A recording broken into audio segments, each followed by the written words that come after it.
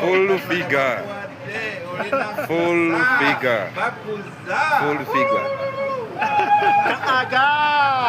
Tandika mpola mpola. Lwaki oyagala mugenda mu kooti? Kooti bajja kuseera. Kooti e Uganda ono oyagala kugenda mu kooti? Kooti ba declaring a full figure and Miss Uganda. Nedda. Oli bulungi nnyo. Katonda bakuwadde.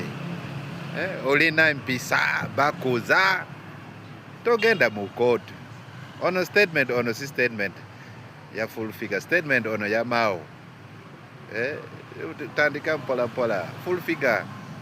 Next year bajako tekako million emu mukadde emu. Yagala full figure obera Miss Uganda. Nze promoter yo full figure. Tofa yo. Tandika mpola mpola. Bizibu zange simanyi Miss Uganda nze bamanyi Miss Uganda bayagala bakazi yaba tono model ka lightweight.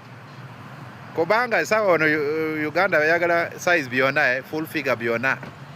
Tofa yo. Tandika mpola mpola. Nice weekend.